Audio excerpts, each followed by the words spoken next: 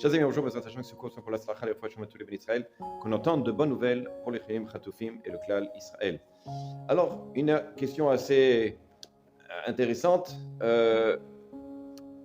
Jean, il s'est converti et il est devenu David. Et maintenant, il a ses parents qui lui demandent, qui sont dans une maison de retraite, qui lui demandent de venir pour, évidemment ses parents ne sont pas juifs, lui demandent de venir lui donner à manger, s'il peut venir s'occuper d'eux une journée et leur donner à manger. Maintenant, la chose c'est que ce qu'ils vont manger, ce sont des choses qui sont interdites, du cochon et des choses qui de la viande et du lait, enfin des choses comme ça. Que se passe-t-il? Que doit-il faire?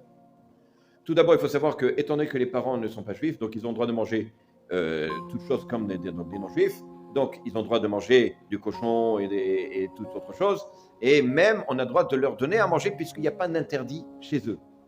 Alors, le Rav Dinar, un des décisionnaires de notre époque, il nous dit quelque chose intéressant. Il dit, si c'est la maison de retraite, donc une maison non juive, évidemment de retraite, qui a préparé de la nourriture qui est de la viande et du lait. Vous savez que la viande et le lait, on n'a pas le droit d'en consommer, de cuire et d'en tirer profit.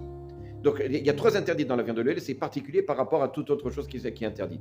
Là, comme c'est une maison de retraite non juive qui a préparé de la viande avec du lait, j'aurai le droit, eux, évidemment, les parents qui sont péchés, ils ont le droit de manger, mais j'ai même moi le droit, enfin, David qui s'est converti, a le droit, même en tant que juif, de donner à manger ce plat de viande et de lait à ses parents. Par contre, il y a un Shulchan Aruch, Taf Memchet, dans Orach Chaim, qui nous dit comme ça que si il y a du pain ou de peu importe des choses de Hametz pendant Pessah qui est Efker, c'est-à-dire qui est abandonné dans la rue, etc. Je n'ai pas le droit de prendre ce pain-là, ou en tout cas de donner ça à, évidemment un juif, c'est sûr que c'est interdit, mais même à mon chien, je n'ai pas le droit.